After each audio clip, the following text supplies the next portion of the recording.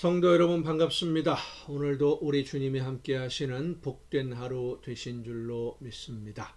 이 시간 우리가 함께 은혜를 나눌 본문 말씀 신약성경 히브리서 4장 14절부터 16절까지에 있는 말씀입니다. 신약성경 히브리서 4장 14절부터 16절까지에 있는 말씀 봉독합니다. 그러므로 우리에게 큰 대제사장이 계시니 승천하시니 곧 하나님의 아들 예수시라. 우리가 믿는 도리를 굳게 잡을지어다.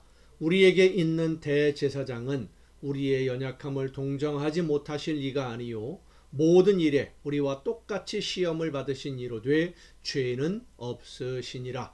그러므로 우리는 긍휼하심을 받고 때를 따라 돕는 은혜를 얻기 위하여 은혜의 보좌 앞에 담대히 나아갈 것이니라. 아멘. 우리의 연약함을 책망하지 않으시고 긍휼히 여기셔서 도우시는 대제사장이신 예수님. 문제는 대제사장이신 예수님이 모든 사람들을 다 그렇게 도우시느냐, 어떤 성도를 긍휼히 여기시고 도우시느냐 하는 문제입니다. 예수님은 세상 모든 사람들을 다 사랑하시기 때문에 모든 사람들을 다 도우셔서 하나님이 원하시는 대로 하나님의 말씀을 따라 열매를 맺는 것을 기뻐하십니다. 하지만 하나님의 말씀을 듣고도 순종할 마음이 없는 사람, 하나님의 말씀을 들으려고 하지 않는 사람, 하나님이 원하시는 뜻이 무엇인지 알지만 내 욕심, 내 생각을 앞세워서 그 말씀대로 살아볼 생각을 하지 않는 사람, 마음은 있고 생각은 있지만 순종하려고 하지 않는 사람을 예수님이 도우시지는 않습니다.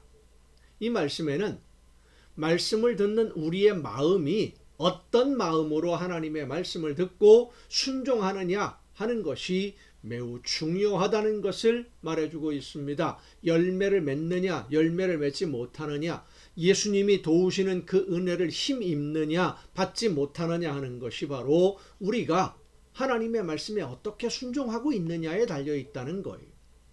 말씀을 듣고 순종하지 않아도 아무 가책이나 거리낌이 없고, 말씀을 듣고 내 마음대로 행동하면서도 전혀 부끄러움이나 두려움이 없다면, 말씀대로 살지 않는다면 예수님이 우리를 긍휼히 여기실 이유가 없지요. 그러니까 말씀을 듣고 내가 그 말씀대로 사명을 감당해야 하는데, 하나님이 원하시는 열매가 되어야 되는데, 내 형편이나 능력이 하나님이 맡기신 일을 감당할 만하지 못해서 안타까워하는 그 심정, 하나님의 말씀대로 순종하려고 최선을 다하는데 능력이 안 돼서 못하는 그런 성도들을 긍휼히 여기셔서 성령의 능력으로 도우심을 믿으시길 바랍니다. 내가 할 수 있는 것도 하지 않고 나는 힘이 없습니다, 나는 할 수 없어, 능력이 없습니다, 핑계를 대고 있는 사람을 긍휼히 여기시는 것이 아니에요. 정말 일하고 싶고 봉사하고 헌신하고 싶은데 할 수 있는 것이 없어서 안타까워하는지 아니면 말로만 핑계를 대는 것인지 하나님은 다 아십니다. 순종하고 싶은데 순종하지 못하는 것과 순종하지 않는 것은 다르거든요. 하라는 대로 하지 않으면서 나는, 내 형편은, 내 생각은 다른데 이러고 있는 거, 그게 어떻게 최선을 다해 순종하는 거예요. 정말 힘이 없고 연약해서 능력이 없고 부족해서 하고 싶은데 하지 못하는 성도를 예수님이 긍휼히 여기시고 성령의 능력을 덧입혀 주셔서 순종하고자 하시는 대로 순종할 수 있도록 함께 해 주신다라는 말씀이지, 아무 생각도 하지 않고 내 욕심대로 살면서 내가 하고 싶은 대로 하고 있는데 예수님이 알아서 해 주신다는 말씀은 아닙니다.